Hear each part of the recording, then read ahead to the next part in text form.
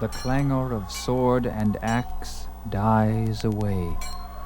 The shouting of the slaughter is hushed. Silence lies heavy on the red-stained snow. The bleak, pale sun that glittered so blindingly from the ice fields and the snow-covered plains strikes sheens of silver from rent corselet and brokened blade where the dead lie as they have fallen. The nerveless hand yet grips the broken hilt. Helmeted heads drawn back in their death throes tilt red and golden beards grimly upward, as if in a last invocation to Ymir, the frost giant, god of a warrior race.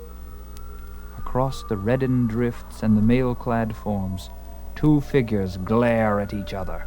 In all that utter desolation, they alone move. Slowly, through the corpses they come, as ghosts might come to a tryst through the shambles of a dead world. In the brooding silence, they stand, face to face.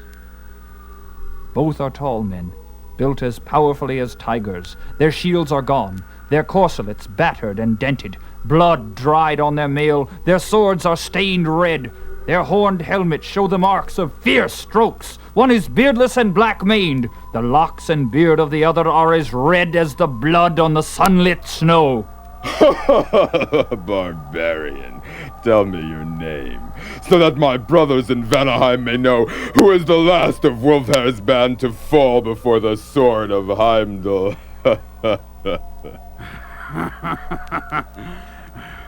Not in Vanaheim, but in Valhalla, where you tell your brothers that you've met Conan of Cimmerian! Heimdall roars and leaps, his sword flashing in a deadly arc, as the singing blade crashes on his helmet, shivering into bits of blue fire.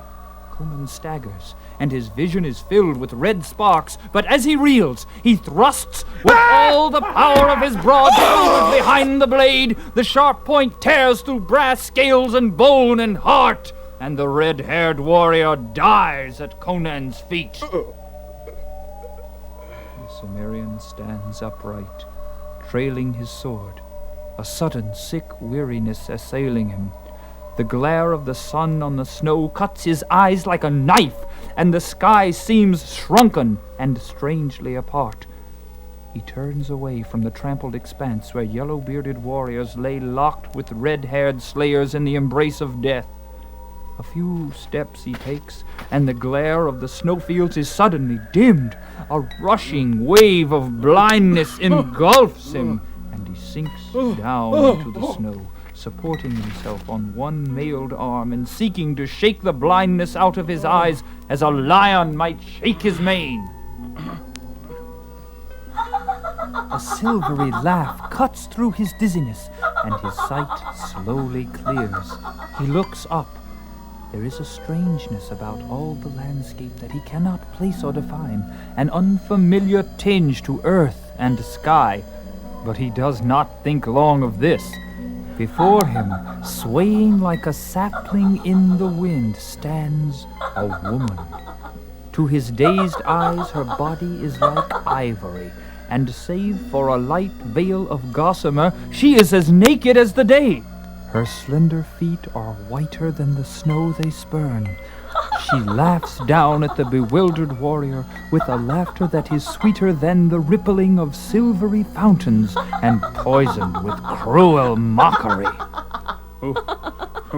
Who are you? Whence come you? What matter? Call up your men. Though my strength fail me, yet they shall not take me alive. I see that you are of the Vanir. Have I said so? I cannot tell whether you are of Vanaheim and mine enemy, or of Asgard and my friend. Far have I wandered. But a woman like you I have never seen. Your locks blind me with their brightness. Never have I seen such hair, not even among the fairest daughters of the Aesir, by Ymir. Who are you to swear by Ymir? What know you of the gods of ice and snow? You, who have come up from the south to adventure among an alien people. By the dark gods of my own race. Though I am not of the golden-haired Aesir, none has been more forward in swordplay. This day I have seen 80 men fall, and I alone survived the field where Warfare's reavers met the wolves of Braki. Tell me, woman, Have you seen the flash of mail out across the snow plains? Or seen armed men moving upon the ice? I have seen the hoarfrost glittering in the sun. I have heard the wind whispering across the everlasting snows. Niord should have come up with us before the battle joined. I fear he and his fighting men have been ambushed. Wulfhere and his warriors lie dead. I had thought there was no village within many leagues of this spot, for the war carried us far. But you cannot have come a great distance over these snows. Naked as you are.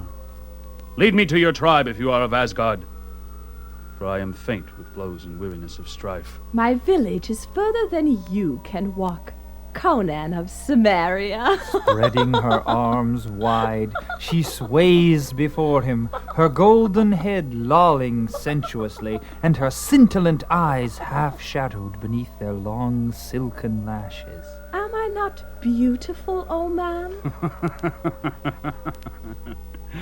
Like dawn running naked on the snows. Then why do you not rise and follow me? Who is the strong warrior who falls down before me? Lie down and die in the snow with the other fools, Conan of the black hair. You cannot follow where I would lead. With an oath, By the lines of Ishtar! the Cimmerian heaves himself up on his feet, his blue eyes blazing, his dark, scarred face contorted. Rage shakes his soul, but desire for the taunting figure before him hammers at his temples and drives his wild blood fiercely through his veins. Passion, fierce as physical agony, floods his whole being, so that earth and sky swim red to his dizzy gaze. In the madness that sweeps upon him, weariness and faintness are swept away. He speaks no word as he sheathes his bloody sword and drives at her, fingers spread to grip her soft flesh. She leaps back and runs, laughing at him over her white shoulder. With a low growl, Conan follows. He has forgotten the fight, forgotten Niord and the reavers who failed to reach the battle. He thinks only of the slender white shape which seems to float rather than run before him. Out across the blinding white plain the chase leads. The trampled red field falls out of sight behind him, but still, Conan keeps on with the silent tenacity of his own race. His mailed feet break through the frozen crust. He sinks deep in the drifts and forges through them by sheer brute strength. But the girl dances across the snow, light as a feather floating on a pool. Her naked feet barely leave their imprint on the hoar frost that overlays the crust. On and on she leads. Black curses drool through the Cimmerian's parched lips. The great veins in his temples swell and throb, and his teeth gnash. Harlot! You cannot escape me! Lead me into a trap and I'll pile the heads of your kinsmen at your feet! Hide from me and I'll tear the muttons apart to find you! I'll follow you into hell itself! Foam flies from the barbarian's lips as her maddening laughter floats back to him. Farther and farther into the waste she leads him as the hours pass and the sun slides down its long slant to the horizon. The land changes.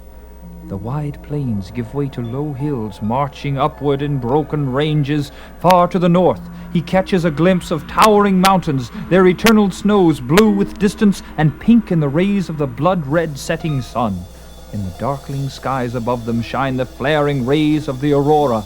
They spread fanwise into the sky, frosty blades of cold, flaming light, changing in color, growing and brightening. He did not wonder at the strangeness of it all.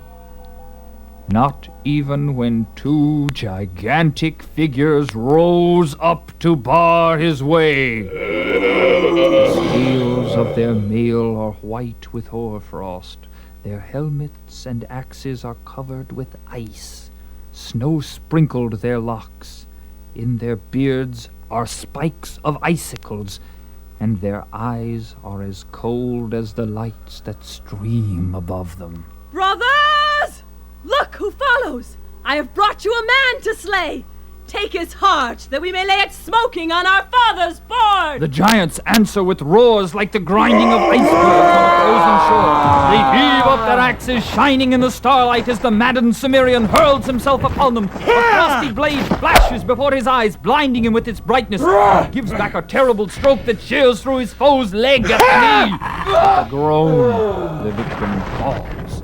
And at the same instant, Conan is dashed into the snow, his left shoulder numb from a glancing blow of the survivor's axe from which the Cimmerian's mail has barely saved his life.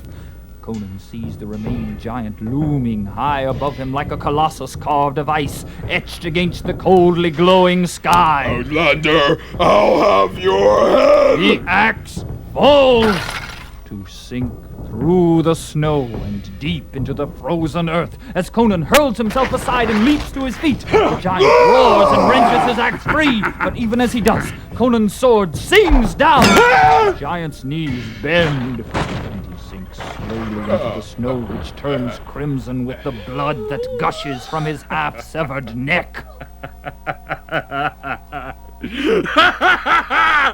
All the rest of your brothers! I'll give their huts to the wolves!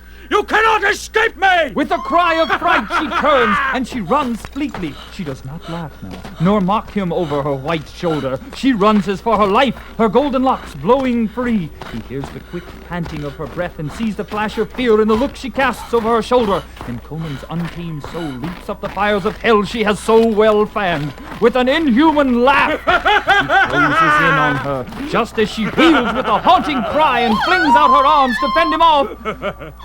Oh, you're as cold as the snows, but I'll warm you with the fire of my own blood. With a scream and a desperate wrench, she slipped from his arms, leaving her single gossamer garment in his grasp. She springs back and faces him, her golden locks in wild disarray, her white bosom heaving, her beautiful eyes blazing with terror.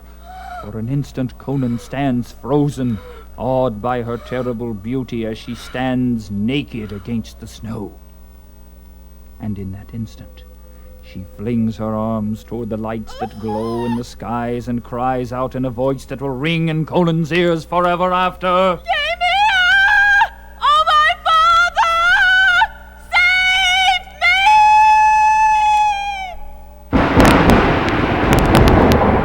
The girl's ivory body is suddenly enveloped in a cold blue flame so blinding that the Cimmerian throws up his hands to shield his eyes from the intolerable blaze. For a fleeting instant, skies and snowy hills are bathed in crackling white flames, blue darts of icy light and frozen crimson fires. Then Conan staggers and cries out, The wench! She's gone! The glowing snow lies empty and bare.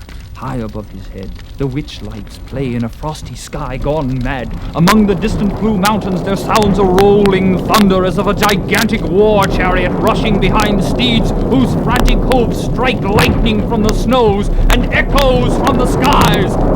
Roll of the snow-clad hills and the blazing heavens reel drunkenly to Conan's sight. Thousands of fireballs burst with showers of sparks, and the sky itself becomes a titanic wheel which rains stars as it spins. Under his feet, the snowy hills heave up like a wave, and the Cimmerian crumples into the snows to lie, motionless.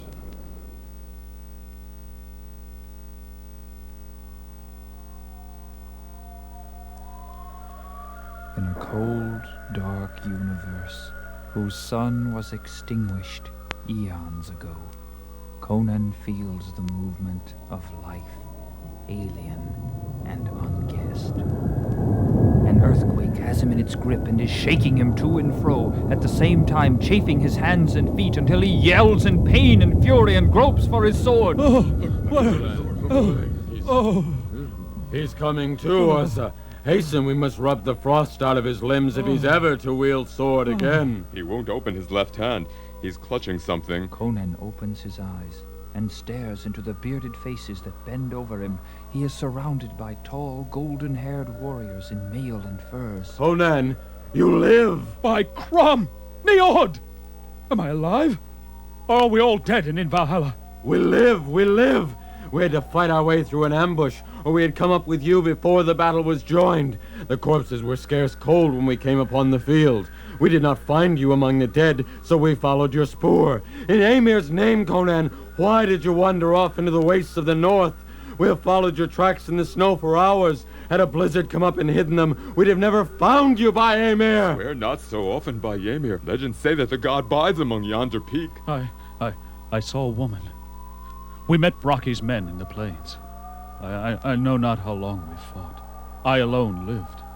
I was dizzy and faint. The land lay like a dream before me. Only now do all things seem natural and familiar. The woman came and taunted me. She was beautiful as a frozen flame from hell. A strange madness fell upon me, so that when I looked at her, I forgot all else in the world. I followed her. Did you not find her tracks, or the giants and icy male I slew? We found only your tracks in the snow, Conan. But it may be that I'm mad. Yet you yourself are no more real to me than the golden-locked wench who fled across the snows before me. Yet from under my very hands, she vanished in icy flame. He is delirious. Not so. I know. It was a Tali, the daughter of Ymir, the frost giant. To fields of the dead she comes and shows herself to the dying. Myself, when a boy, I saw her. When I lay half slain on the bloody field of Wolf Raven, I saw her walk among the dead in the snows, her naked body gleaming like ivory, and her golden hair unbearably bright in the moonlight. I lay and howled like a dying dog because I could not crawl after her. She lures men from stricken fields into the wastelands to be slain by her brothers, the ice giants who lay men's red hearts smoking on Ymir's board. The Cimmerian has seen Atali, the frost giant's daughter. Old Gorm's mind was touched in his youth. Conan was delirious from the fury of the battle. Any of those blows might have addled his brain. It was hallucination he followed into the wastes. You speak truth, perhaps. It was all strange. And yet... He breaks off, glaring at the object that still dangles from his clenched left fist. My Grum! The others gape silently at the veil he holds up, a wisp of gossamer that was never spun by human distaff.